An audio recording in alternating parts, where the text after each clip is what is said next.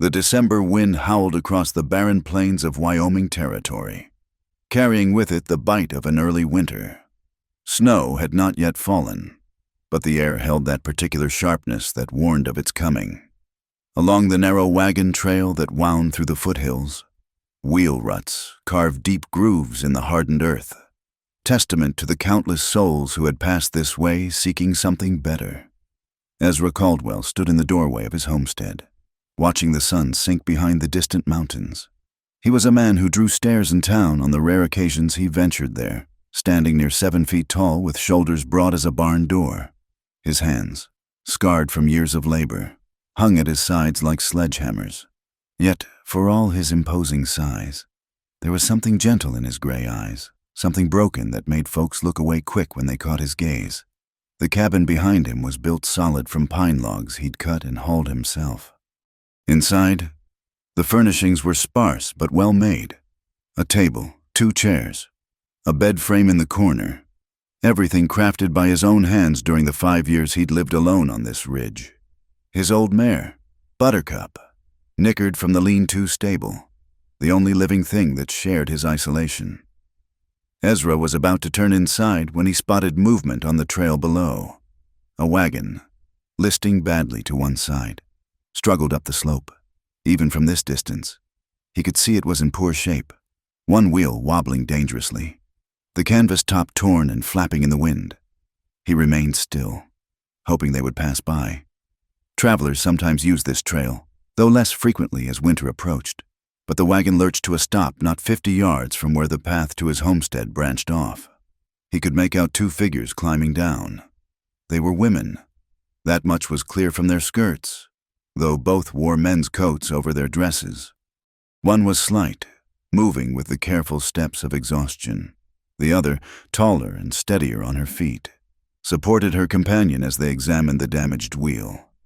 Ezra watched them for several minutes, an old, familiar tightness building in his chest. He hadn't spoken to another soul in near 2 months, hadn't touched another human being, and he pushed that thought away. They would fix their wheel and move on. They had to, but the wheel was beyond simple repair. He could see that even from here. The rim had cracked, and the spokes were starting to separate, as if to confirm his assessment. The taller woman kicked the wheel in frustration, then immediately grabbed her foot, hopping on one leg, against every instinct that had kept him isolated these 5 years.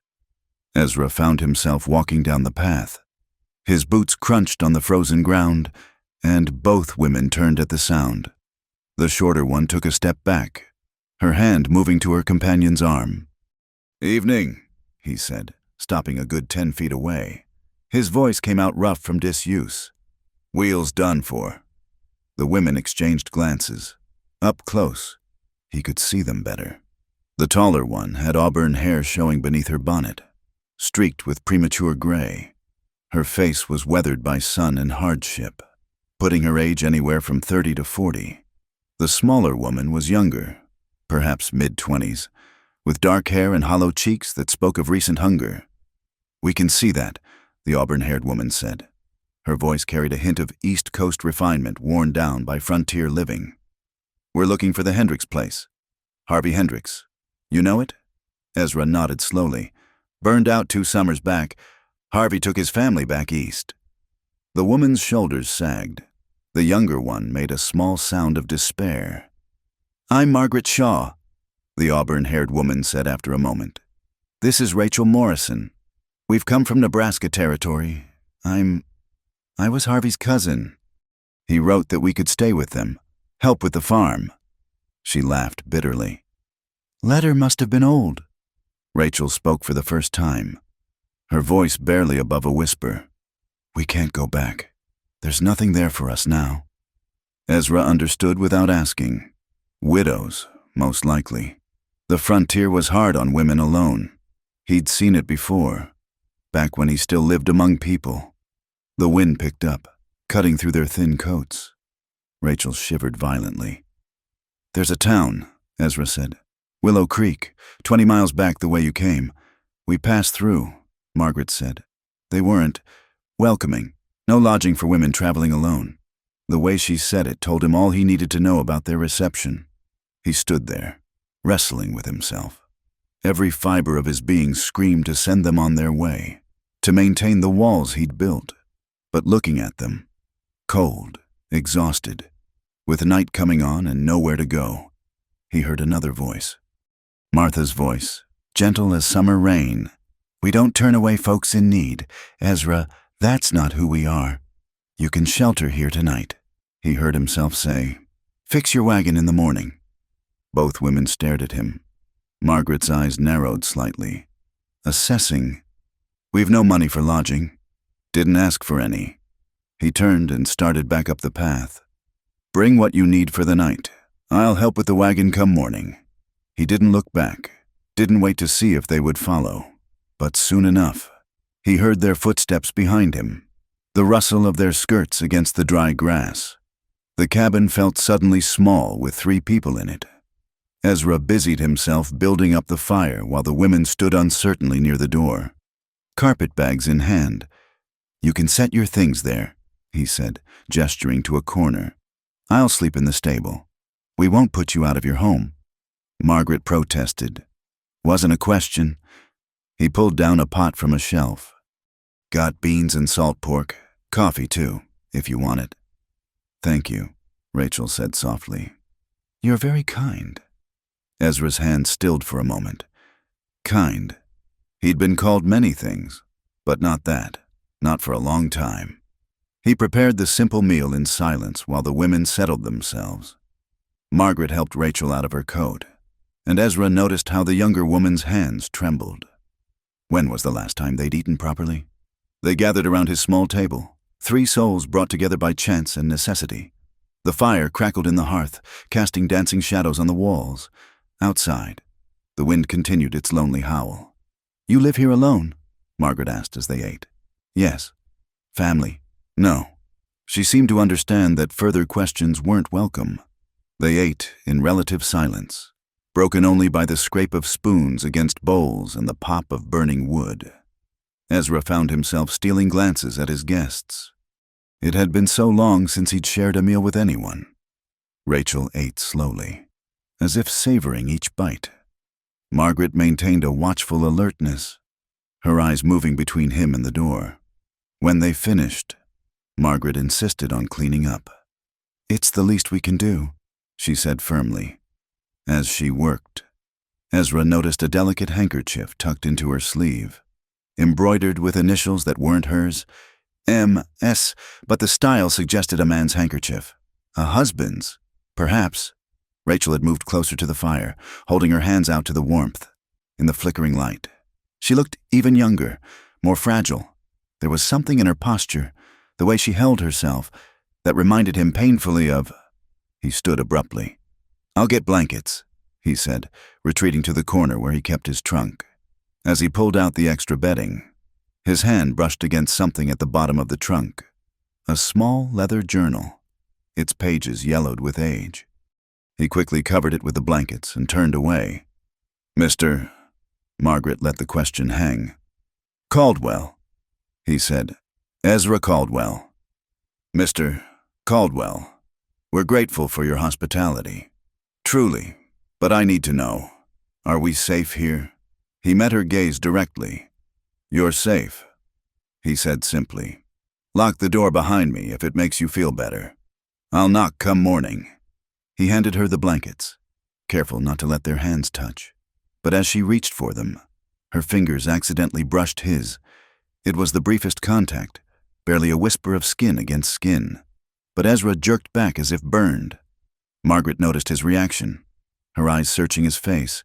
For a moment, something like understanding flickered there. "Good night, Mr. Caldwell," she said softly. He grabbed his coat and hat, pausing at the door. "Bar this behind me," he said without turning around. Then he stepped out into the cold night. The stable was warmer than the outside air, filled with the comforting smell of hay and horse. Buttercup whickered softly as he entered. "Just you and me again, old girl," he murmured, running a hand along her neck. "Like it should be." But even as he said it, he knew it was a lie. The brief moment of human contact, the simple act of sharing a meal, it had awakened something he'd thought long buried. He spread his bedroll in an empty stall and lay down, staring up at the rough beams overhead. 5 years. 5 years since he'd allowed anyone close. 5 years of penance that would never be enough. And now, with 2 strangers sleeping in his cabin, the carefully ordered loneliness of his life had cracked, just a little. In the distance, a coyote howled, its cry echoing across the empty plains. Ezra closed his eyes, but sleep was a long time coming. Behind his eyelids, he saw not the faces of his unexpected guests, but another face, one that haunted him still. A face he'd failed to save. The wind continued to blow, rattling the stable walls, carrying with it the promise of snow and the weight of memories that refused to stay buried. Tomorrow, he would fix their wagon and send them on their way. Tomorrow, his life would return to its careful solitude. But tonight, for the first time in 5 years, he was not alone on his ridge, and that simple fact terrified him more than any storm ever could. The morning sun cast long shadows across the frosted ground as Ezra emerged from the stable. His breath formed clouds in the crisp air, and his joints protested from a night on the hard floor. Through the cabin window, he could see movement. The women were already awake. He knocked twice on the door. "It's Caldwell." Margaret opened it, fully dressed and looking more rested than the night before. Behind her, Rachel was folding the blankets with careful precision. "Morning," Margaret said. "We've made coffee, if you'd like some." The domesticity of the scene, 2 women making his cabin feel lived in, sent an unexpected pang through his chest. He nodded and entered, hanging his hat on the peg by the door. They worked in relative silence through breakfast. Then Ezra led them down to examine the wagon in daylight. The damage was worse than he'd thought. Not just the wheel, but the axle showed signs of stress. "Going to need more than a quick fix," he said, running his hand along the cracked wood. "That axle won't make it another mile." Margaret's jaw tightened. "How long?" 2 days, maybe 3. Need to fashion some parts." He straightened, dusting off his hands. "Hardware store in Willow Creek might have what we need." "We can't go back there," Rachel said quickly, then caught herself. Ezra didn't press. "I've got tools. Wood, too. Can make do." He set to work, removing the damaged wheel while the women unloaded what remained in their wagon. Their possessions were meager: clothing, a few books, cooking implements, and a small wooden box that Rachel clutched protectively. As the sun climbed higher, warming the air slightly, Ezra lost himself in the familiar rhythm of work. His hands knew their business, shaping and fitting, problem-solving. He'd always been good with his hands. It was people that gave him trouble.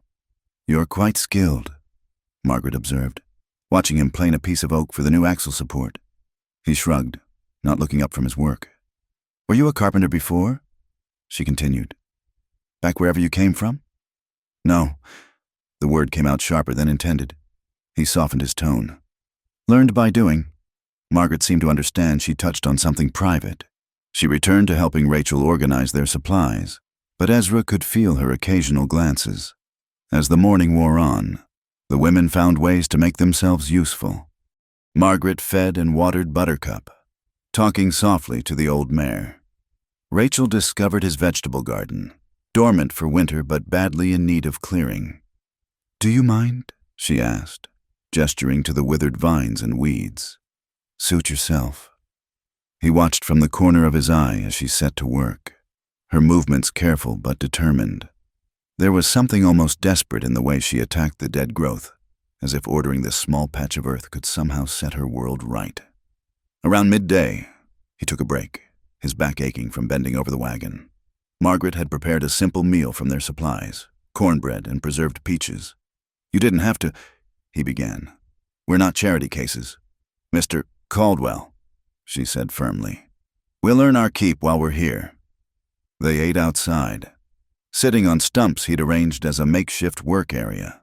The December sun felt good on his face, and for a moment, he could almost pretend this was normal. Just 3 people sharing a meal. Nothing more complicated than that? Your garden, Rachel said suddenly. You had tomatoes? Some. Frost got them early this year. My husband grew the most beautiful tomatoes, she said, her voice distant. Big as melons. He used to joke. He had such a way with growing things.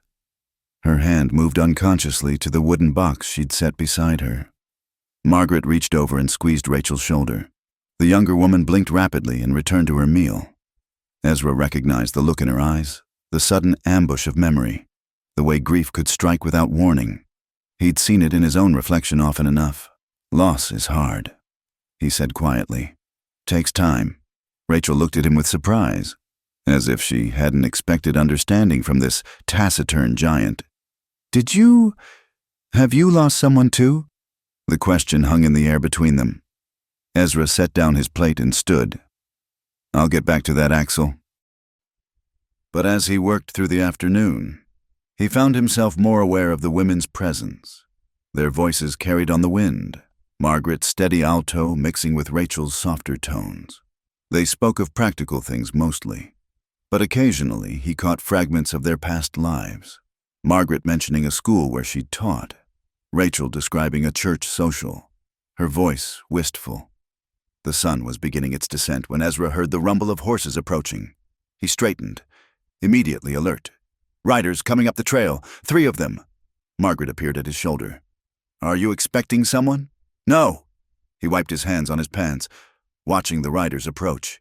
Get inside, both of you. Mr. Caldwell. Now. Something in his tone brooked no argument. The women retreated to the cabin, but he could see them watching from the window. The riders reined up near the damaged wagon. Ezra recognized one of them, Jack Thornton from town. A man who fancied himself important because he owned the largest dry goods store in Willow Creek. Caldwell, Thornton said, not bothering with pleasantries. Heard you had visitors. News travels fast. Everything travels fast in a small town. Thornton's eyes moved to the cabin, especially news about certain types of women. Ezra felt his jaw clench. State your business. Thornton. Just being neighborly. Wanted to make sure you knew what kind of guests you were harboring. That one. He pointed toward the cabin. The older one. She caused quite a stir in town, asking questions, demanding lodging like she had a right to it, and traveling with no menfolk. Well, it raises questions about their character. Their wagon broke down, Ezra said evenly. I'm fixing it. They'll be on their way soon enough. One of the other riders, a younger man Ezra didn't recognize, snickered. Big man like you, all alone with 2 women? Bet you're fixing more than their wagon. The words were barely out of his mouth before Ezra moved. Despite his size, he could be quick when needed. He grabbed the young man's shirt and hauled him half out of his saddle.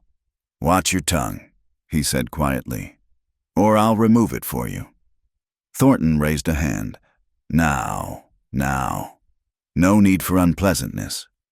We're just concerned citizens, looking out for the moral standards of our community. Ezra released the younger man, who scrambled back into his saddle, face flushed with anger and embarrassment. Your community ends at the town limits. Ezra said, This is my land, my business. Everything's connected out here. Caldwell, you know that. Thornton's voice carried a warning. Just remember, what happens on your land can affect how you're received in town. Man needs supplies, needs to trade. Would be a shame if you found doors closing to you. They stared at each other for a long moment. Then Thornton touched his hat brim mockingly. Ladies, he called toward the cabin, loud enough to be heard. Enjoy your hospitality. The riders turned and headed back down the trail. Ezra watched until they were out of sight, his hands clenched into fists.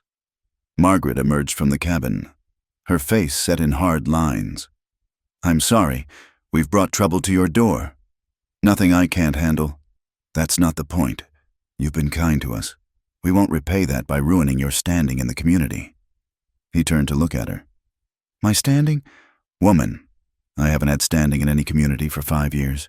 They tolerate me because I pay cash and don't linger. That's all. She studied his face. What happened 5 years ago? He turned away. None of your concern. It is if we're putting you at risk. Only risk here is that wheel not getting fixed before snow flies. He picked up his tools. I've got work to do. But as he bent back to his task, he was aware of Margaret still watching him. Rachel had joined her, and he could hear their whispered conversation. The light was fading when he finally had the new axle support shaped and ready. Tomorrow he'd need to mount it, reinforce the wheel. His back screamed as he straightened, and he noticed Rachel approaching with a cup. "Coffee," she said, offering it to him. "You've been working all day." He accepted it carefully, making sure their hands didn't touch. The coffee was hot and strong, better than what he usually made for himself. "Those men," Rachel said hesitantly. "They seemed unpleasant. They're small-minded fools," Ezra said. "Pay them no mind. But if we're causing you trouble, you're not." He took another sip of coffee. "I've got no reputation to protect, no good name to lose." She was quiet for a moment. Then, surprising him, she said, "I don't believe that. A man who takes in strangers, who works all day to help them, that's a good man. Whatever came before." He looked at her then, really looked at her. In the fading light, her dark eyes held a sadness that matched his own, but also something else, a spark of stubborn hope that refused to die. "You don't know me," he said quietly. "No," she agreed. "But I know kindness when I see it, and I know pain too." She touched the wooden box she carried. "We all have our ghosts. Mr. Caldwell doesn't mean we stop being human." She left him standing there, holding the warm cup, watching the last light fade from the sky. In the cabin, lamplight glowed warm through the windows. He could see the women moving about, preparing the evening meal. For 5 years, he'd lived in carefully maintained isolation, speaking to others only when necessity demanded. He'd built walls around himself as solid as the logs of his cabin. But these two women, with their quiet strength and unspoken sorrows, were finding cracks he hadn't known existed. Tomorrow, he told himself. Tomorrow he'd finish the wagon and send them on their way. Back to his solitude, back to his penance. But tonight, as he walked toward the warm light spilling from his door, he couldn't quite make himself believe it. The sound came just after midnight. Horses, moving slow and quiet up the trail. Ezra was instantly awake in the stable, his hand reaching for the rifle he kept nearby. Through the gaps in the wallboards, he could see dark shapes approaching the cabin. He moved quickly but silently, slipping out the back of the stable and circling around. 4 men, maybe 5. They'd left their horses down the trail and were approaching on foot. Not a good sign. One of them was trying the cabin door. Ezra heard the bolt rattle. Thank God the women had listened and barred it. A muffled voice inside. Margaret, he thought, called out a warning. "Open up!" One of the men pounded on the door. "We know you're in there, ladies. Just want to talk." Ezra recognized the voice, the young rider from earlier, the one he'd grabbed. He'd brought friends. "Best move along," Ezra called out from the shadows. The men spun around, searching for him in the darkness. "Nothing for you here." Well, the giant speaks. The young man, Ezra could see him now, named Billy Hartley if memory served, stepped forward. "Thought you'd be tucked up cozy with your guests. I said move along. This ain't your business anymore. Caldwell, the ladies need to answer some questions. There's been talk they might be running from something. Maybe the law, maybe worse. Only law being broken here is trespassing," Ezra said. "And I'll be within my rights to shoot trespassers." He stepped into view then, rifle held loose but ready. The moonlight caught his massive frame, and he saw 2 of the men step back involuntarily. But Billy had liquor courage running through him. 5 against 1, big man, even you ain't that good. "Want to find out?" The standoff stretched taut as a wire. Then another voice cut through the tension. 6 against 5. Actually. Margaret stood in the doorway, Ezra's shotgun in her hands. Rachel appeared beside her, holding a cast-iron pan like a weapon. In the moonlight, Both women looked fierce and determined. "Ladies," Billy sneered. "You don't want to—" The shotgun blast into the air cut him off. Margaret had fired high, but her next shot wouldn't be. "I was a teacher in Kansas," she said calmly, working the pump action. "But before that, I was a rancher's daughter in Texas. I've been shooting since I was 6 years old. The next man who takes a step toward this cabin gets buckshot in his belly." The men wavered. Ezra could see their resolve crumbling. Drunk bravado was one thing, but facing a giant with a rifle and an angry woman with a shotgun was another. "This ain't over," Billy spat. "Thornton's gonna hear about this. The whole town will—" "You're harboring fugitives. Caldwell. Women of low character. Only low character I see is yours," Ezra said. "Now get off my land before I forget my Christian forbearance." They retreated, grumbling and throwing threats over their shoulders. Ezra watched until he heard their horses moving away, then turned to the women. "Get inside," he said. "All of us." They gathered in the cabin, barring the door again. Rachel's hands were shaking as she set down the pan. Margaret carefully placed the shotgun on the table. "Where did you learn to handle that?" Ezra asked. "I told the truth. Texas born and raised, before I married and moved to Kansas." She sank into a chair. "Though it's been years since I held a gun." "You did well." He moved to the window, watching the trail. "But this changes things. They'll be back, with more men maybe, or they'll make trouble for you on the road." "We can't stay here," Rachel said quietly. "We've already brought you enough trouble." "And where would you go?" Margaret's voice was tired. "We have no wagon, remember? And even if we did, you heard them. They think we're running from something." "Are you?" Ezra asked bluntly. The women exchanged glances. Margaret sighed. "In a way, I suppose we are. Running from the past, from memories, from places that hold too much pain." She looked at Ezra. "But nothing illegal, if that's what you're asking. We're widows. Mr. Caldwell. Nothing more sinister than that." "Tell me," he said. "If I'm going to help you, I need to know what I'm defending." Margaret poured 3 cups of coffee from the pot still warm on the stove. They sat around the table, the lamp casting a circle of light that held back the darkness. "I was married to a good man," Margaret began. "Samuel Shaw. He was a school principal in Topeka. We had a good life, a small house, plans for children." Her voice caught slightly. "The fever took him 2 summers ago, took half the town. I stayed on, teaching, but the new principal, he had ideas about what a widow should be grateful for. When I refused his advances, he made sure I couldn't find work anywhere in the county." She wrapped her hands around her cup. "Harvey was my last hope, my only family. I spent everything I had getting here." Rachel's story came harder, in fits and starts.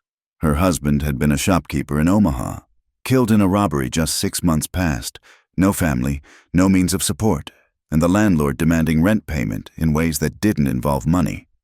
"Margaret found me at the church," Rachel said softly. I was ready to give up. She said we could help each other, make a new start." Ezra listened in silence. Their stories were not uncommon. The frontier was hard on women alone, but knowing that didn't make the injustice of it any easier to bear. "What about you?" Margaret asked. "You know our ghosts now. What are yours?" He stood abruptly, moving to the window again. "That's not our concern?" Margaret's voice held an edge. "We just faced down 5 armed men together. I think we're past polite distances." He was quiet for so long they might have thought he wouldn't answer. When he finally spoke, his voice was low and rough. "I had a wife, Martha, and a daughter, Lucy." The names felt strange on his tongue after so long. "This was back in Missouri, 6 years ago. I was working at the mill, long hours. Martha begged me to stay home that day. Lucy had been feeling poorly, but there was a big order, and the money." He trailed off.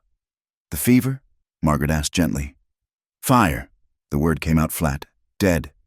Started in the kitchen. They think I saw the smoke from the mill Ran all the way home, but the heat—" He held up his scarred hands. "I tried. God knows I tried. But I couldn't get to them.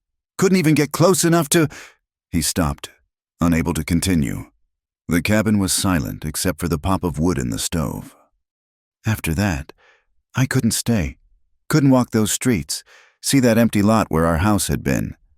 So I came west. Built this place. Figured if I stayed away from people, I couldn't fail anyone again."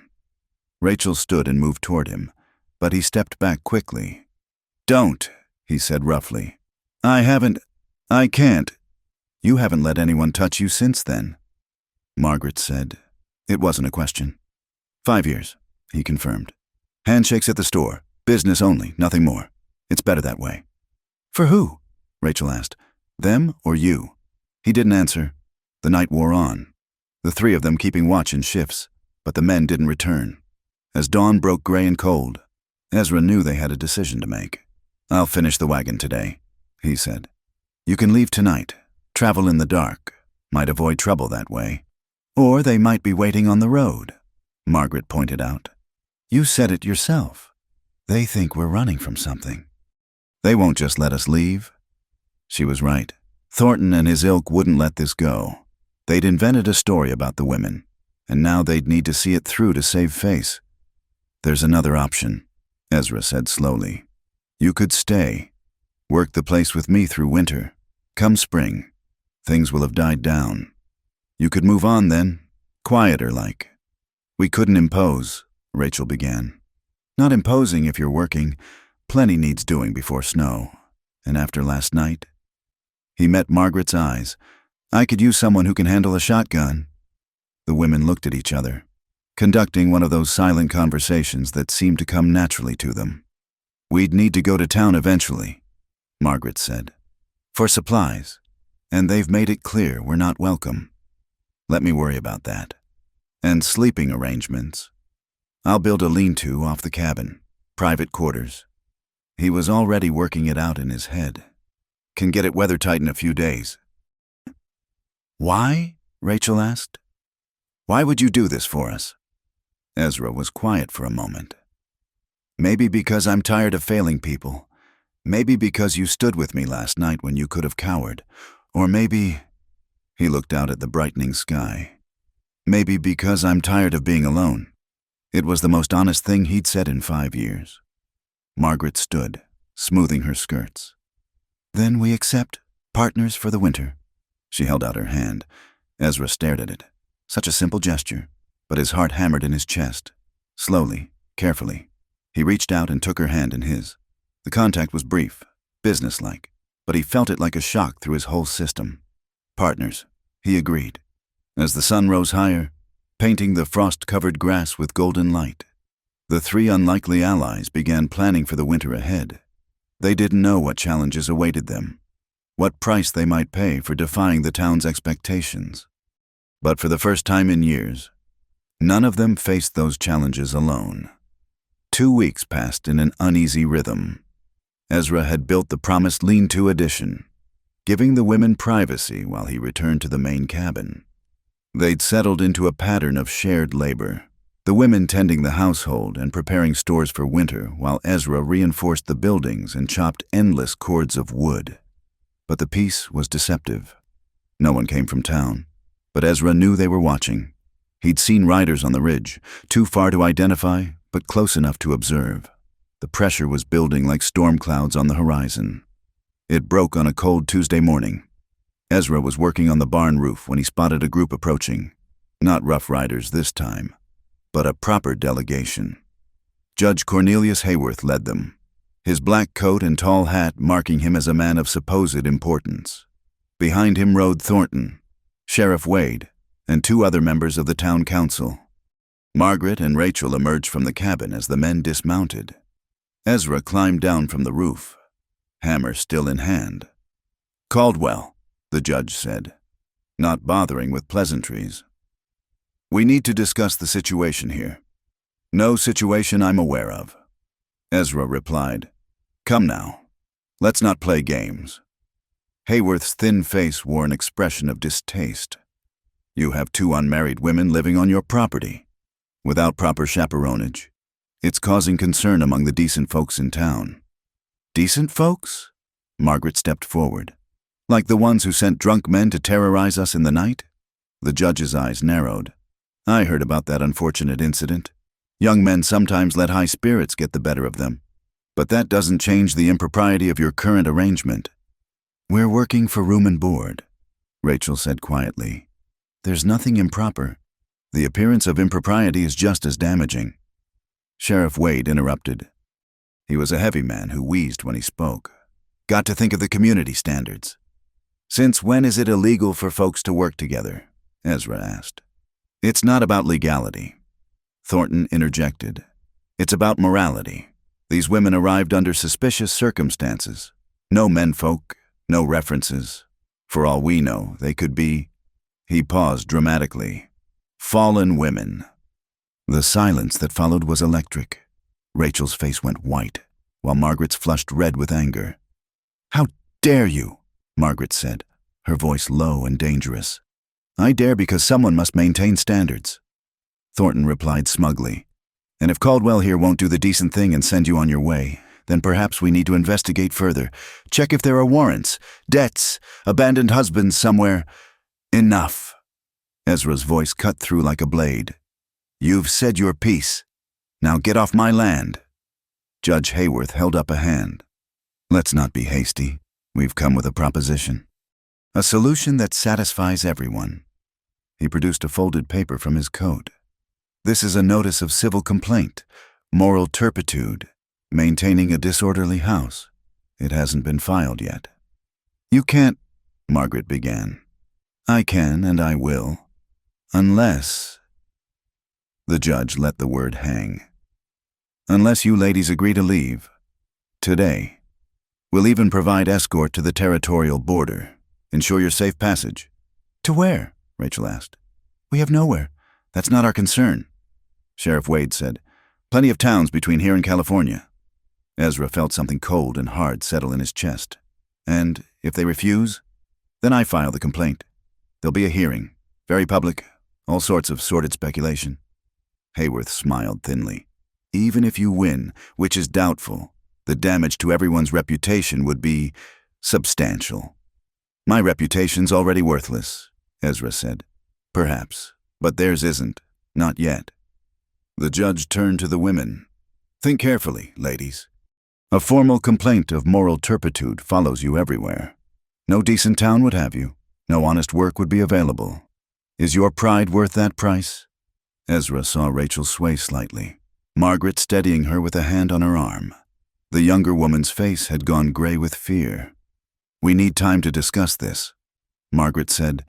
"You have until sunset." Judge Hayworth said, "We'll wait in town for your decision." After they left, the 3 stood in silence in the yard. Finally, Rachel spoke, her voice barely audible. "We should go." "No," Ezra said firmly. "You don't understand." Tears were running down Rachel's face. "A complaint like that, it would be like being branded. We'd never—" She couldn't finish. Margaret's face was stone. "They've got us trapped. If we stay, they destroy us legally. If we go—" She looked out at the vast, empty landscape. "Winter's coming. We wouldn't last a week on the roads." "There's another way," Ezra said slowly. Both women looked at him. "Make it legal. Proper. Remove their ammunition." "What do you mean?" Margaret asked. "Marriage," he said bluntly. "One of you marries me, the other stays as family, sister, cousin, whatever. They can't complain about a man housing his wife and her kin." The silence stretched so long he could hear his own heartbeat. "You can't be serious," Margaret finally said. "Dead serious. It'd be a business arrangement, nothing more. Paper marriage to shut their mouths. Come spring, we get it annulled. You move on as planned." "Ezra," Rachel said softly, using his given name for the first time. "You don't have to?" "Yes, I do." His voice was rough. "I failed to protect my family once. Won't fail again." The women looked at each other, conducting another of their silent conversations. Finally, Margaret spoke. "It would have to be me." "Margaret, no," Rachel protested. "I'm older, widowed longer. It would raise fewer questions." She met Ezra's eyes. "But I need complete honesty. This would be purely legal?" "No. Expectations? None," he assured her. "You'd have the lean-to, I'd keep to the cabin. Everything else stays as it is now." Margaret was quiet for a long moment. Then she nodded. "All right. We'll need witnesses, and someone to perform the ceremony who won't ask too many questions. Reverend Michaels owes me a favor," Ezra said. "His daughter needed medicine last winter when the doc was gone. I rode through a blizzard to fetch it." They moved quickly after that. Ezra saddled Buttercup while the women prepared themselves. Margaret emerged from the cabin wearing her best dress, a dark blue wool that had seen better days but was clean and pressed. "You're sure about this?" he asked one more time. "I'm sure I don't want to freeze to death on the prairie or become a pariah," she said practically. "That's enough certainty for now." The ride to Reverend Michael's homestead took 2 hours. The elderly minister was surprised but asked few questions, especially when Ezra made it clear this was calling in his debt. His wife and eldest son served as witnesses. The ceremony was brief, the words formal and empty of emotion. When it came time for the ring, Ezra realized they hadn't thought that far, but Margaret surprised him by pulling a thin gold band from her pocket, her first wedding ring. He realized. She handed it to him, and he slipped it onto her finger with hands that barely trembled. "You may kiss the bride," Reverend Michaels said, though his tone suggested he sensed the unusual nature of this union. Ezra and Margaret looked at each other awkwardly. Finally, he leaned down and brushed his lips against her forehead. The barest whisper of contact. Even that small touch sent an unexpected jolt through him. They returned to find Rachel pacing anxiously. When she saw them, her face crumpled with relief. "It's done." "It's done," Margaret confirmed, showing the marriage certificate. "Now we wait." They didn't have to wait long. Just before sunset, the delegation returned. Judge Hayworth's confident expression faltered when Margaret presented the certificate. "This is highly irregular," he spluttered. "Nothing irregular about marriage," Ezra said calmly. "Man's got a right to take a wife. Wife's got a right to have her kin stay with her." Thornton's face was red with rage. "This is a sham. Everyone knows—" "Knows what?" Margaret asked coolly. "That a widow and widower decided to join forces against the harsh winter? That we chose companionship over solitude? Where's the scandal in that?" The judge examined the certificate carefully, looking for any flaw. Finding none, he folded it and handed it back. "This matter appears to be resolved," he said stiffly. "But be warned, we'll be watching. Any hint of impropriety, any suggestion this is not a true marriage." "You'll what?" Ezra stepped forward. "Harass my wife? Threaten my family? Careful, Judge. There are laws about that too." The men left in defeat, but Ezra knew this wasn't over. They'd won a battle, not the war. That night, the three of them sat around the table, the weight of what they'd done settling over them like a heavy blanket. "I'm sorry," Rachel said quietly. "This is my fault. If I hadn't been so weak—" "Stop that," Margaret said firmly. "We all made choices. We'll live with them." She absently twisted the ring on her finger, and Ezra found himself watching the gesture. His own ring finger felt strange, empty. He'd removed his wedding band the day he'd buried Martha and Lucy, unable to bear its weight. "For what it's worth," he said awkwardly. "I'll be a good husband, in name, at least. You'll want for nothing I can provide." Margaret looked at him with those steady green eyes. "I know you will. Ezra, you're a good man, despite what you think of yourself." Later, as they prepared for bed in their separate quarters, Ezra stood outside looking at the stars. Somewhere up there, Martha was watching. What would she think of what he'd done? Married another woman to protect her, but unable to truly touch her. To be a real husband? "You always were too noble for your own good," Ezra Caldwell. He could almost hear her say, "But maybe that's not such a bad thing." The wind picked up, carrying the scent of coming snow. Winter was almost here, and with it would come new challenges. But for tonight, the women under his protection were safe. It wasn't love, wasn't even real marriage, but it was something. And after 5 years of nothing, something felt like everything.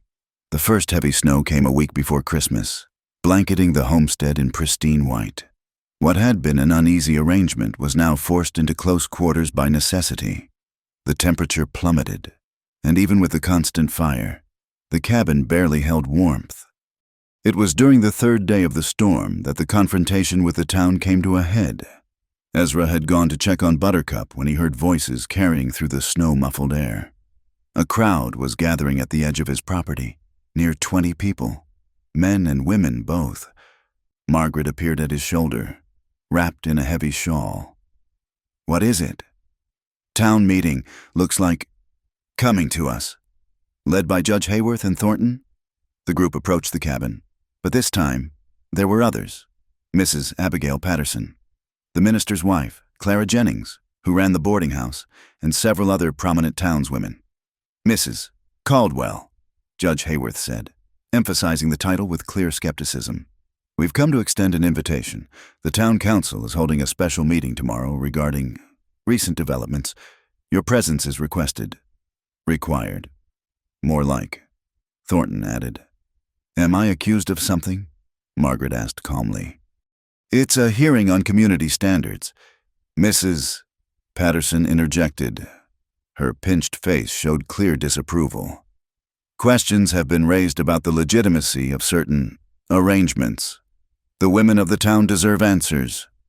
Rachel had joined them, standing slightly behind Margaret. "What kind of questions?" Clara Jennings spoke up.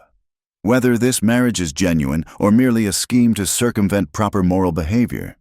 We have testimonies suggesting this arrangement is not what it appears." "Testimonies from whom?" Ezra demanded. "That will be revealed at the hearing," Judge Hayworth said smoothly. 10 o'clock tomorrow morning. Town Hall. All 3 of you are expected." His smile was cold. "Failure to appear will be taken as admission of guilt." After they left, the 3 stood in the swirling snow, processing what had happened. "They can't force us," Rachel began.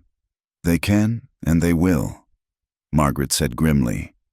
"If we don't appear, they'll use it against us. Make their own judgments, spread their own stories." That night, as the wind howled outside, they prepared their defense. Margaret and Ezra would need to present themselves as a genuine married couple, while Rachel would have to justify her continued presence. "We need to know each other better," Margaret said practically. "They'll ask questions, test us." She looked at Ezra. "What's your middle name?" "James, after my father." "Mine's Anne. Birthday?" "March 15th. They spent hours exchanging details, favorite foods, childhood memories, small habits. With each revelation, Ezra felt the walls he'd built crack a little more. Margaret's favorite season was autumn. She couldn't carry a tune but loved to sing while she worked. She was afraid of mice but had once faced down a rabid dog to protect her students. "Your turn," Margaret said to Rachel. "They'll question why you stay with newlyweds." Rachel clutched her ever-present wooden box. "Margaret saved my life. I won't abandon her now." "That's not enough for them," Ezra said gently. "They want scandal, impropriety. We need to give them something else." Rachel was quiet for a long moment. Then she opened the wooden box for the first time since arriving. Inside were papers, a few precious photographs, and a small leather journal. "My husband and I couldn't have children," she said softly. "The doctor said it was my fault, something wrong inside. That's why Thomas was working late that night, taking extra jobs, to save for treatments, adoption, anything." Her voice broke. "He died because of my failure." Margaret moved to comfort her, but Rachel continued. "I stayed because Margaret gave me purpose again. I'm learning midwifery from her, helping prepare for other women's babies since I can't have my own. It's my penance." The word hung in the air. Penance. Ezra understood that weight all too well. The next morning dawned bright and bitter cold. They dressed carefully. Ezra in his only good shirt, Margaret in her blue dress, Rachel in borrowed clothing that made her look older, more respectable. The town hall was packed. It seemed every soul in 50 miles had come to witness the spectacle. Judge Hayworth presided from behind a makeshift bench, with the town council flanking him. This hearing will determine whether the marriage between Ezra Caldwell and Margaret Shaw is legitimate, and whether their household arrangement meets community moral standards. The judge intoned. The questioning began immediately. They were separated, asked to stand in different corners while being interrogated about details of their life together. What side of the bed did each sleep on? What was served for breakfast yesterday? How many steps from the cabin to the well? Ezra watched Margaret field the questions with calm dignity, never faltering even when misses. Patterson's inquiries turned invasive, but he could see the strain in the set of her shoulders, the white knuckles as she gripped her shawl. "And do you share a bed as married folks should?" Clara Jennings asked loudly, causing titters through the crowd. "That's not appropriate," Reverend Michaels tried to interject, but was overruled. "It's entirely appropriate," Judge Hayworth said. "The legitimacy of the marriage is in question." Margaret's chin lifted. "What happens in the privacy of a marriage bed is between husband, wife, and God. But if you must know, we observe all the duties and privileges of marriage." It was a careful answer. True in its way. They had duties to each other, privileges of companionship. Let the gossips interpret as they would. The questioning turned to Rachel next. Why did she stay? What was her role? The crowd leaned in, eager for scandal. That's when Widow Hutchinson stood up in the back. Ezra recognized her. She lived alone on the far side of town, raised chickens and kept to herself. "I got something to say," she announced. "That girl there, Rachel Morrison, she helped birth the Sander twins last month when Doc was drunk again. Stayed all night, probably saved both babies and their mama too." A murmur ran through the crowd. Others began to speak up. Rachel had helped with sick children, taught young wives about herbs for morning sickness, sat with the elderly when they were poorly. She's learning healing ways. Margaret said firmly. Since she can't have children of her own, she's devoted herself to helping others with theirs. Where's the sin in that? But Thornton wasn't finished. Let's talk about why these women really came here. Running from something, weren't you? Debts, crimes, other husbands perhaps? That's a lie, Rachel said hotly. Then you won't mind if we've sent telegrams making inquiries? Thornton's smile was triumphant. To Omaha, to Topeka. Amazing what you can learn when you ask the right questions. Ezra felt his temper rising. They'd been investigating, prying into painful pasts. He stepped forward, but Margaret caught his arm. Yes, please share what you learned, she said coolly. Tell everyone how my husband died of fever while serving others, how the school board president propositioned me when I was grieving. Tell them how Rachel's husband died trying to earn money for medical treatments. Her voice rose. Tell them how 2 women tried to make honest lives and were driven away by men who saw widows as easy prey. Go ahead, Mr. Thornton. Share your telegrams. The crowd stirred uneasily. Some of the women were looking at their own husbands with questioning eyes. That's when old Samuel Green stood up. He owned the largest ranch in the area. His word carried weight. Seems to me, he said slowly, that Caldwell here took in folks needing help, married one to make it proper. They're working his land, contributing to the community. Where's the harm? The harm is in the precedent, Judge Hayworth said sharply. If we allow what? Green interrupted. Kindness, Christian charity? Or are you boys just mad that Caldwell got himself a wife without your permission? A ripple of nervous laughter ran through the crowd. I've seen plenty of marriages in my day, Green continued. Some for love, some for convenience, some for survival. Long as folks are trying to do right, ain't none of our business to judge which is which. The tide was turning. Ezra could feel it. Other voices spoke up, mentioning how the women had helped during the recent storm, how they'd shared preserved foods with struggling families, how Rachel's midwifery skills were sorely needed. Judge Hayworth pounded his gavel. Order. The question before us, Reverend Michaels said, standing. is whether we're a community that helps its members or tears them down. I performed this marriage. I've seen how these three care for each other. Different from conventional, perhaps, but genuine nonetheless. The hearing continued for another hour, but the outcome was shifting. When it came time for the council to vote on whether to take formal action, the vote was split. Without a majority, no action could be taken. As people filed out, opinions divided. Ezra overheard fragments of conversation, some still condemned, but others seemed thoughtful, even supportive. The victory was partial, but it was enough. Outside, Margaret sagged against him momentarily before catching herself. "We did it," she whispered. "You did it," he corrected. "Both of you. Stood up like Martha would have?" He stopped, shocked at himself for speaking her name so easily. Margaret looked up at him with understanding. "She'd be proud of you, Ezra, for protecting us."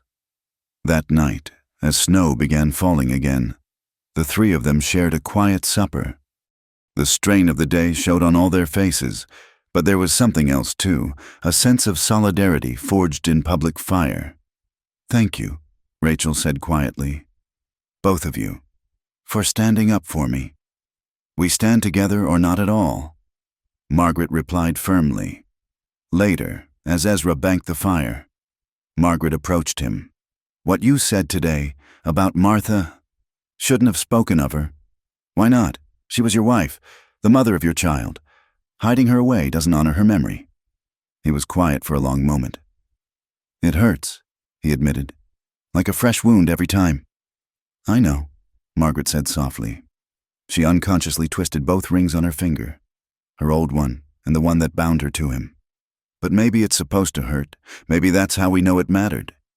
She bid him good night and retreated to her lean-to, leaving Ezra alone with his thoughts. Outside, the snow continued to fall, blanketing the world in white. But inside the cabin, for the first time in years, the darkness didn't seem quite so complete.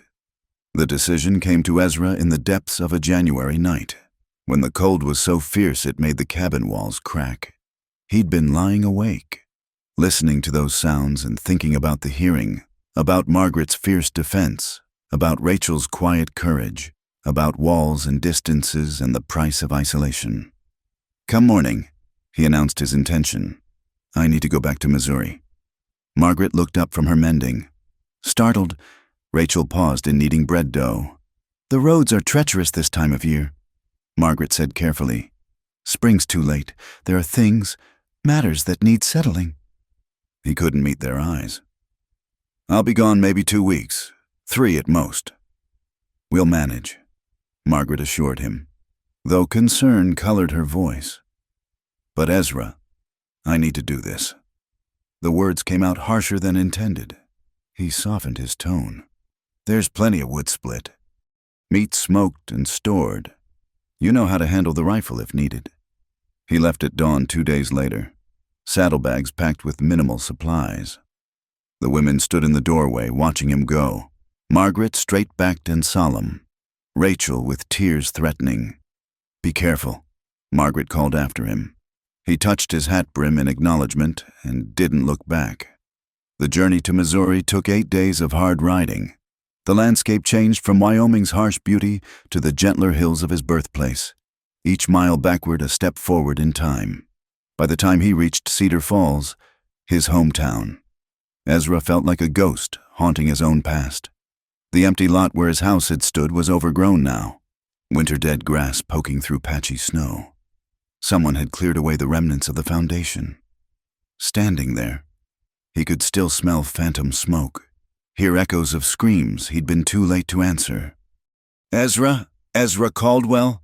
He turned to find Mary Donnelly, Martha's closest friend, staring at him in shock.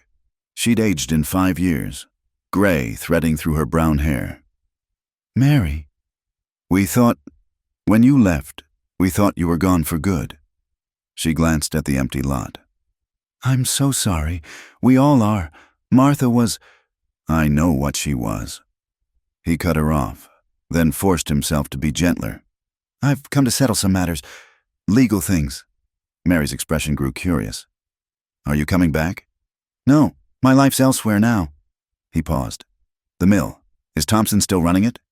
He is, though business isn't what it was. She hesitated. Ezra, there's something you should know.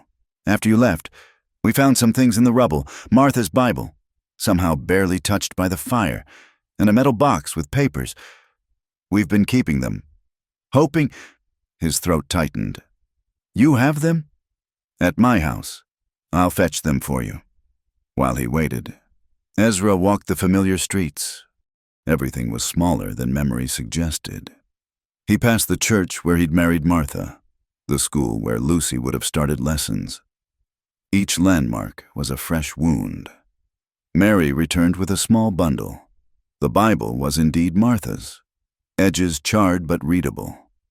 Inside the metal box were their marriage certificate, Lucy's birth record, a daguerreotype of Martha he'd thought lost forever, and surprisingly, a letter in Martha's careful script. She wrote it the week before, Mary said softly. Was going to give it to you for your birthday.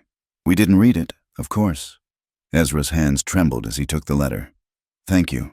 He couldn't read it there, not with Mary watching. Instead, he made his other stops, the bank to formally close accounts, the lawyer to ensure no debts remained, the cemetery to visit graves he'd never seen properly marked. Martha and Lucy lay side by side beneath a simple stone. Someone, Mary, probably, had kept the plot tended. Ezra knelt in the snow, letter clutched in his hand. I failed you, he whispered. Both of you, and I've been failing you ever since by trying to die while still breathing. He touched the cold stone. But there are others now. Women who need protection, who deserve better than what the world's given them. I think you'd want me to help them. He opened the letter with numb fingers. My dearest Ezra, it began. If you're reading this, then I've managed to surprise you on your birthday after all. I know you hate fuss, but 30 years deserves marking. I want you to know how proud I am of the man you've become. You work so hard for us, sometimes too hard. I worry you're trying to prove something, to me, to yourself, to the world. But my love, you have nothing to prove. You are enough, just as you are. Lucy asked me yesterday what love looks like. I told her to watch you when you don't know we're looking, the way you check on us at night, thinking we're asleep, the gentleness in your strong hands when you fix her toys, the smile that lights your whole face when you come home to us. That's what love looks like. I told her, it looks like Papa. Whatever comes, remember that you are loved beyond measure, and you have such a gift for loving in return. Don't let the world make you forget that. Forever yours. Martha Ezra read it 3 times before the tears came, 5 years of damn tears, flooding out in that silent cemetery. When they finally stopped, he felt different, lighter, somehow. The guilt was still there, would always be there, but Martha's words had shifted its weight. He had one more stop, the Garrison farm on the outskirts of town. Old Bill Garrison had been his closest neighbor, had tried to save Martha and Lucy while Ezra ran from the mill. Bill answered the door himself, his craggy face registering shock, then warmth. Ezra, son, come in, come in. Over coffee, Ezra learned what he'd come for. The night of the fire, Bill said slowly. I saw someone hanging around your place earlier. Stranger, rough-looking fellow. Thought nothing of it at the time, but later. You think it was set? Can't prove nothing now. But that fire started strange, burned too hot too fast. And Martha, she'd been worried about something. Mentioned a man at the market who'd made her uncomfortable, asking questions about when you'd be home. Ezra's blood ran cold, then hot. All these years, he'd blamed himself for working late, for not being there. But if someone had deliberately, why didn't anyone say anything? We tried to find you, son. Sheriff looked into it some, but without you here to push things. Bill shrugged helplessly. I'm sorry. We should have done more. Ezra left Cedar Falls the next morning with his ghosts somewhat quieted. The journey back to Wyoming took longer. Weather forced him to shelter twice, and he found himself oddly eager to return. To home. When had the cabin become home rather than mere shelter? He arrived to find the homestead transformed. Margaret and Rachel had been busy, new curtains in the windows. The yard tidied despite the snow. Something that smelled like heaven cooking on the stove. "You're back!" Rachel flew to the door as he dismounted. She caught herself before embracing him, but her joy was plain. Margaret appeared more sedately, but he saw relief in her eyes. "We were starting to worry. The weather's been fierce. I'm fine. Trip was necessary." He pulled the saddlebags down. "Brought some things from town. Sugar, coffee, fabric." "Fabric?" Margaret's eyebrows rose. "Ezra Caldwell, thinking of fabric?" He shrugged, embarrassed. "Thought you might need, that is, women like—" "We like fabric just fine." Rachel laughed, the first truly free sound he'd heard from her. "Thank you."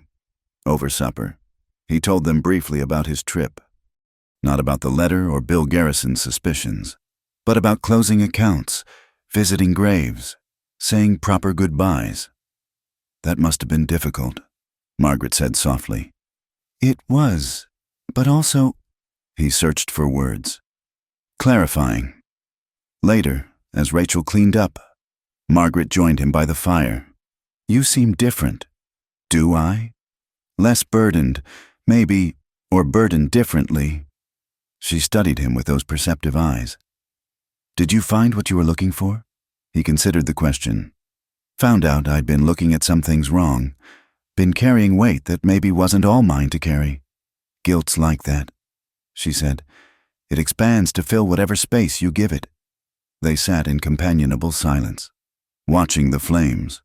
The domestic peace of the scene, Rachel humming as she worked, Margaret beside him. The cabin warm against winter's fury struck him powerfully. "I've been thinking," he said slowly, "about spring, when the pass is clear." Margaret stiffened slightly. "Yes? Maybe we don't need to be in such a hurry. To change things, I mean, the arrangement works. You and Rachel are good for the place. Good for—" He stopped, unable to finish. "Good for you?" Margaret suggested gently. He nodded, not trusting his voice. "We've been thinking the same," she admitted. "Rachel's built a reputation as a midwife.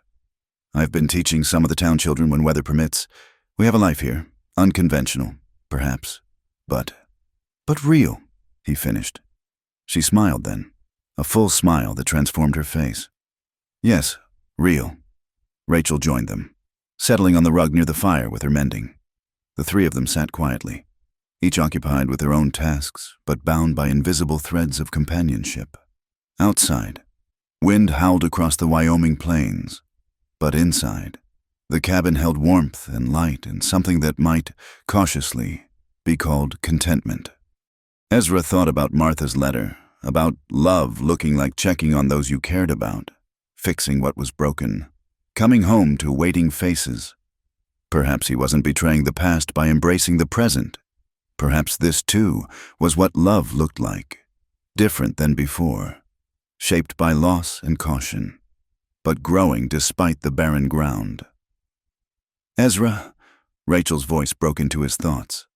"Would you read to us? Margaret bought a book in town, but the light's better where you're sitting." He accepted the book, David Copperfield, and began to read. His voice, unused to such performance, started rough but gradually smoothed. The women listened, hands busy with their work, faces peaceful in the firelight. This wasn't the life he'd planned or the family he'd chosen. But as the night deepened and the story unfolded, Ezra realized it might be the life he needed. The ghosts were still there, would always be there, but they no longer walked alone. The attack came during the last blizzard of winter, when the world was white blindness and howling wind. Ezra woke to Buttercup's frantic whinnying and the acrid smell of smoke threading through the cold air. "Fire!" he roared, launching himself from bed, through the window. Orange light flickered from the barn. Margaret and Rachel emerged from the lean-to, both pulling on coats. "The animals!" Rachel started. "Stay inside," Ezra commanded, grabbing his rifle. "This is no accident." But they didn't listen. As he rushed toward the barn, he heard them following. The fire had caught in the hay storage, deliberately set. He could tell by the pattern. Smoke billowed out as he threw open the doors. "The horses!" Margaret pushed past him, pulling her shawl over her face. Together they plunged into the smoky interior. Buttercup was rearing in terror, and the 2 draft horses they'd acquired were kicking their stall doors. Working with desperate efficiency, they freed the animals. Rachel appeared with buckets, and they formed a line from the water trough. But even as they fought the flames, Ezra heard what he'd been dreading, voices carrying on the wind. "Caldwell, time to pay for your choices. Billy Hartley." Of course. The man's hatred had festered all winter, and now, with a storm as cover. "Keep working," Ezra told the women. "Whatever happens, save what you can." He stepped away from the barn, rifle ready. Through the swirling snow, he could make out shapes, 5, maybe 6 men. They'd learned from last time, spreading out to surround the homestead. "Property damage is a hanging offense. Hartley," he called out. "So's harboring improper women," came the response. "But don't worry, we'll take good care of them after you're gone." Rage, cold and pure, flooded through Ezra. He'd failed to protect one family. Not again, never again. The first shot came from his left. Wild, meant to intimidate. Ezra didn't waste ammunition returning it. Instead, he moved, using the smoke and snow as cover. These men were town bullies, not soldiers. In this chaos, his size became an advantage. He found the first one crouched behind the woodpile. The man never saw him coming. Ezra's rifle butt caught him across the temple, dropping him soundlessly. One down. A scream from the cabin sent ice through his veins. He abandoned stealth, charging toward the sound. 2 men had cornered Rachel near the chicken coop. She swung a shovel desperately, keeping them at bay. Ezra's shot took the nearest man in the shoulder, spinning him into the snow. The second turned, raising his gun, but Margaret appeared behind him like an avenging angel. The cast-iron skillet in her hands connected with his skull with a sound like a bell tolling. "The barn," Rachel pointed. "Despite their efforts, the fire was spreading. If they lost the barn, the animals would have no shelter. In this weather, that meant death." "Go," Margaret said, reloading the shotgun she'd claimed from one of the fallen attackers. "We'll watch for others." The heat hit Ezra like a wall when he re-entered the barn. The roof beam was catching now, flames licking along the dry wood. He grabbed a pitchfork, pulling burning hay away from the structure, trying to create a fire break. That's when Hartley found him. The younger man appeared through the smoke like a demon, face twisted with hate and triumph. "Should have minded your own business. Caldwell." They grappled in the burning barn. Hartley's youth against Ezra's strength. The pitchfork went flying. Hartley had a knife. Ezra felt it score across his ribs, hot pain mixing with the heat of the fire. "You think you're better than us?" Hartley gasped as they struggled. Playing house with those women, pretending to be respectable. "I think," Ezra growled, getting a hand around Hartley's wrist. "You're a coward who attacks in the night." The beam above them groaned, showering sparks. In the moment, Hartley glanced up. Ezra struck. Not to kill, he was done with killing, but to end it. Hartley collapsed, unconscious. Ezra dragged him from the barn just as part of the roof caved in. The women had organized a bucket brigade with remarkable efficiency, and the fire was finally yielding. In the snow lay 3 more attackers, wounded, disarmed, but alive. "Is that all of them?" Margaret asked, face streaked with soot and snow. "Should be." Ezra pressed a hand to his bleeding side. "Though the storm might bring more." "No," Rachel said firmly. "It won't." She was right. As dawn broke gray and bitter, riders approached, but these were townspeople. Led by Samuel Green and Reverend Michaels, they'd seen the smoke, heard the shots. "Dear God," the Reverend breathed, taking in the scene, the damaged barn, the wounded men, the 3 defenders standing together despite exhaustion. Green dismounted, his weathered face grave. "Hartley and his boys?" Ezra nodded. "They left town last night, liquored up and talking violence." Green spat in the snow. Some of us figured they might try something stupid, tried to stop them, but the storm... The wounded attackers were loaded onto horses. None gently. Hartley, conscious now but sullen, glared at Ezra with undiminished hatred. "This ain't over," he mumbled through swollen lips. "Yes," Judge Hayworth said, arriving with the sheriff. "It is." His usual pompousness was replaced by cold fury. "Arson, attempted murder, assault. You boys are looking at territorial prison, maybe worse." As the attackers were led away, the townspeople turned to the real work. Without being asked, they began hauling away burned timber, assessing damage, organizing repairs. Women from town appeared with food and medical supplies. Mrs. Patterson, who'd been so condemning at the hearing, personally tended Ezra's wound. "Sit still," she commanded when he tried to protest. "You saved their lives. Least we can do is patch you up." The day became a blur of activity. The barn was salvageable. Barely. The animals were safe. And most surprisingly, the town had rallied to their defense. "I owe you an apology," Clara Jennings said to Margaret as they worked side by side clearing debris. "I judged without understanding. You're good women, both of you." Margaret accepted the apology with grace, but Ezra saw the exhaustion beneath her composure. Rachel worked silently, mechanically, the shock of violence showing in her trembling hands. As sunset approached, the helpers began departing. Samuel Green was last to go, pulling Ezra aside. "You did well, son, protecting your family." He glanced at the women. "And they are family, aren't they? Whatever papers say or don't say." Ezra followed his gaze. Margaret was bandaging a cut on Rachel's palm, speaking softly to her.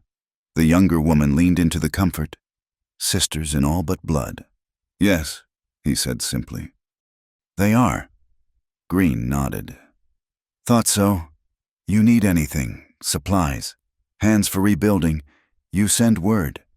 Hartley's poison divided the town for a while, but seeing what happened here, well, folks remember what matters. After everyone left, the three of them sat in the damaged barn, too tired to move.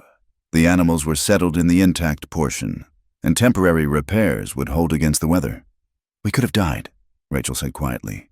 It wasn't fear in her voice, but wonder. "They meant to kill you, Ezra, maybe all of us, but they didn't," Margaret said firmly. "We stood together. We survived. Together." Ezra repeated. The word felt strange, powerful. For 5 years he'd stood alone, wrapped in guilt and isolation. But tonight, faced with real threat, he'd fought not for penance, but for protection. Not alone, but alongside others. Rachel suddenly laughed, a shaky sound, but genuine. "Did you see Margaret with that skillet? Like David facing Goliath." "Did you see yourself with that shovel?" Margaret countered. "I thought you might dig them a grave and bury them in one motion." Even Ezra felt his lips twitch. "Fierce women. Man's lucky to have such defenders." The moment of levity passed, leaving them in contemplative silence. The barn still smelled of smoke, and wind whistled through gaps in the walls. But they were alive, together, and somehow stronger for the trial. "Ezra," Rachel said suddenly, "what Hartley said about playing house, man's a fool," he said curtly. "No, I mean," she struggled for words. "Is that what we're doing? Playing at being a family?" He looked at them, these women who'd stood with him against fire and violence, who'd become woven into the fabric of his days. Margaret with her quiet strength and sharp wit. Rachel with her gentle heart and surprising steel. "If we're playing," he said slowly, "then it's the truest game I've known." Margaret reached over and took his hand. The touch still sent a shock through him, but he didn't pull away. Rachel placed her hand over both of theirs. "No more playing," Margaret said softly.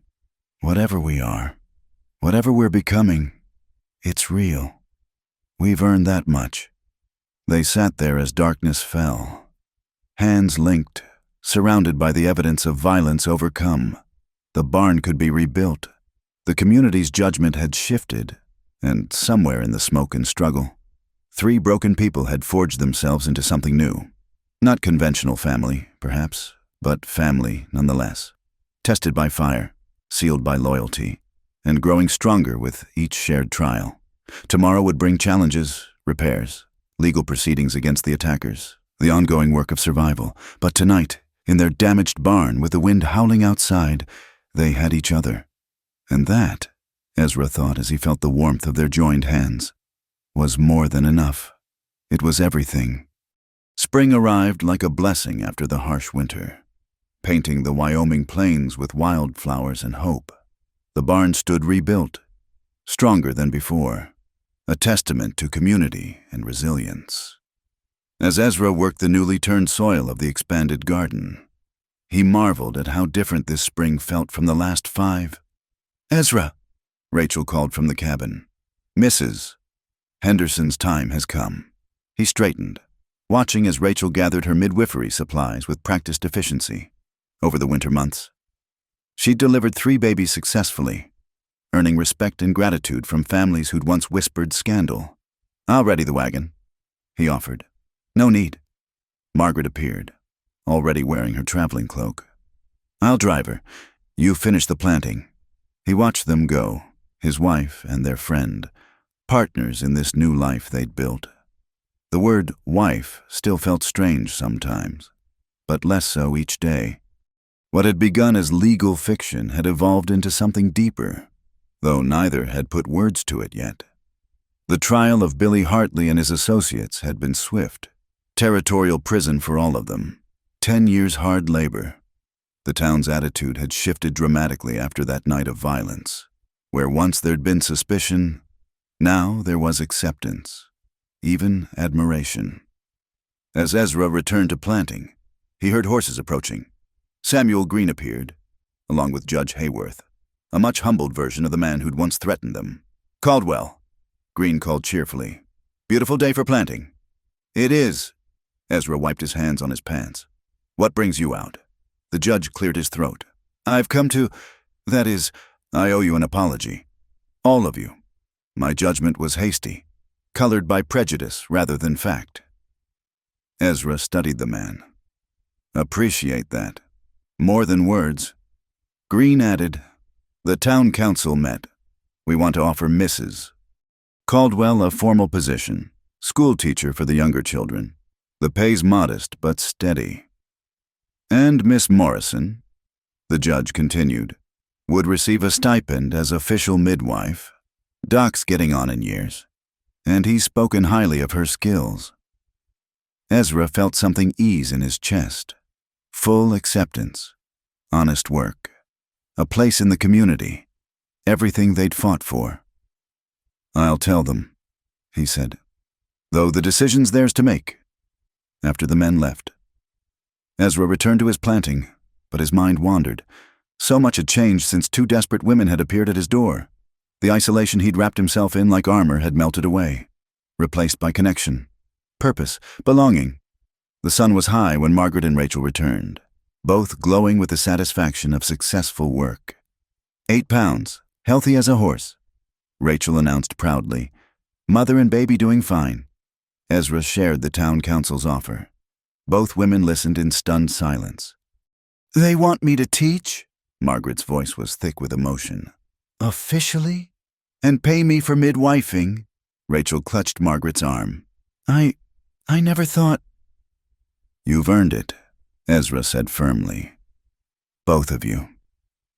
That evening, as they celebrated with a special dinner, the conversation turned to the future. "If we're staying," Rachel said carefully. "Really staying, there are things we should discuss." Margaret nodded. "The marriage," she said directly. "It served its purpose. Ezra, you could seek annulment now. No one would question it." Ezra set down his fork, heart suddenly racing. "Is that what you want?" "I'm asking what you want," Margaret countered. "This began as necessity, but now it's not," he finished. "Necessary. I mean, it's—" He struggled for words. "It's become real, for me, at least." Margaret's eyes widened slightly. "Ezra," he pushed forward before courage failed. "I'm not the man I was. Can't offer you what I offered Martha. That man died in the fire. But what's left? What's grown since—" It's yours, if you'll have it. The silence stretched taut as a bowstring. Then Margaret rose, moving around the table to stand before him. Slowly, giving him time to pull away, she cupped his scarred face in her hands. "I'm not the woman I was either," she said softly. "But perhaps that's good. Perhaps we need to be new people for a new kind of love." She kissed him then, gentle and sure. Not the brief, dutiful pecks they'd shared for appearance, but something true and warm and full of promise. When they parted, Ezra's eyes were wet.